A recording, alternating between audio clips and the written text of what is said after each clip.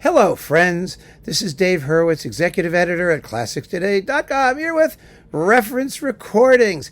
And today we are talking about one of the biggies, one of the big reference recordings in the history of reference recordingosity, the Bach cello suites. And you all know what the reference recording is.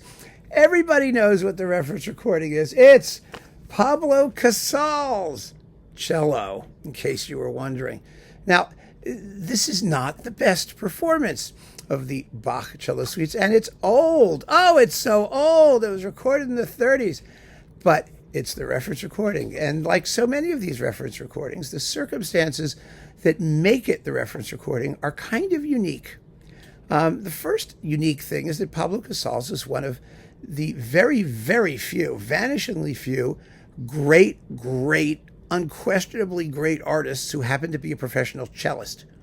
There were more of them after Casals. He kind of established the profession. He really did, with his musicianship and his charisma and his personality and whatnot.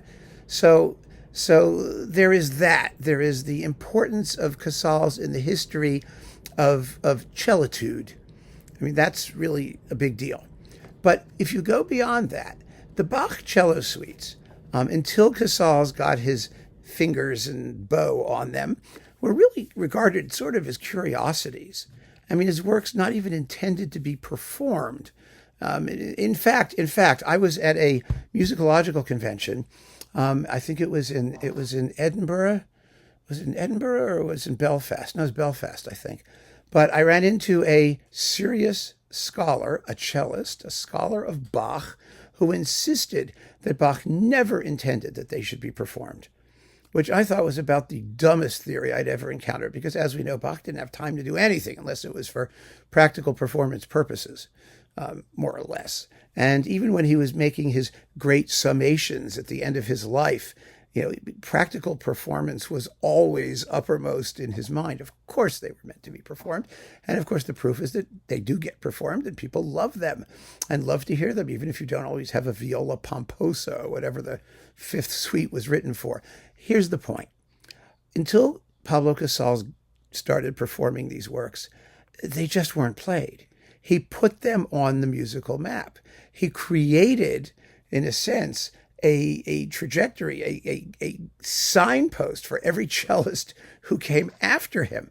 So even though these performances are sometimes a little wayward in intonation, I mean, he was in his 50s, no, 60s, wasn't it? Yeah, it was. These were recorded in the 1930s, so he was in his 60s. He was born in 1876. Late 50s, early 60s when he recorded these things. And so his tone is a little dry, and the sonics, as you can imagine, are a little bit limited, but they're not that bad. And they're not that bad because a solo cello is obviously easier to record than a full symphony orchestra or an opera or any larger grouping of people. It sounds like a solo cello, and it sounds pretty good, actually, as a solo cello. And so the whole thing is tolerable. And there is, of course, the musicality attached to these performances, the freedom he brings to the prelude, the way he varies the stress of repeated phrases. He was an amazing musician. And so listening to his interpretations is still an object lesson in a great musicianship expressed through the medium of the solo cello. But the other thing that really strikes me about these performances, and I think one of the reasons they became such immediate reference recordings, is that he didn't record them the way people do today. Today, cellists go into the studio and 2 hours later, out pop 6 Bach cello suites. You do them all in a clump. They even play them all in a clump. I remember vividly, oh, so vividly, my goodness, Yo-Yo Ma, who's recorded these things 3 times, each time well enough, but somewhat dully in my view, but they're okay. But he gave a concert at Carnegie Hall of this, nothing but these, all by himself, sitting on the stage at Carnegie Hall with like extra chairs in the back. I thought, frankly, I would rather commit suicide than go to that concert. I can't imagine anybody spending hours listening to Bach's solo cello music. And Casals, to his credit, spent 9 years recording these 6 works from 1930 to 1939. And that, I think, is an extraordinary thing.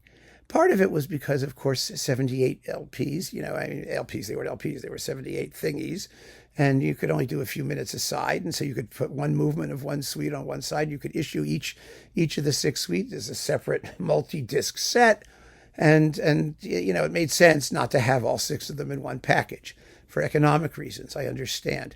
But it's also a function of how he gave the music time to sink in, both personally, for his own artistic vision, but also for the music to sink in with the wider public. Because remember, in the 1930s, to buy a multi-disc set of solo cello music, even by Bach, was a big ask.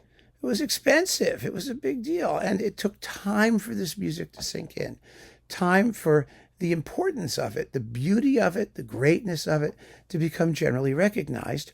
And then, of course, every other cellist on earth immediately took up these pieces, and the rest is history. But it was Casals who started it. And because he started it as the first person to do it, and to do it at a very high artistic level, you've got to have that. It's got to be the combination of things, right? You want to have originality of something, of interpretation, of presence in the marketplace of something, and then greatness, musical greatness, which is always its own justification for these things. That's how these became the reference recordings. And they still are, and no one is going to argue with me about it. Nobody at all. I just know it. You heard it here first. At least that's my prediction. Because they are stunning and amazing performances that mark a genuine historical moment in the history of recordings, in the history of our understanding of the music of Bach, in the history of the evolution of the cellist as a profession. I mean, there's just no end to how historically important and interesting these recordings are, whether you like the music or not. And I've never particularly been a big fan. I mean, I like it, but I mean, do I, run around playing it all the time? No, I save it for a special occasion. I save it for when I have the time to sit down and concentrate and really focus on the music, just as I know Pablo Casals did himself in that wonderful decade of the 1930s when he set these recordings down for posterity. So keep on listening, friends. Thanks for joining me. Take care.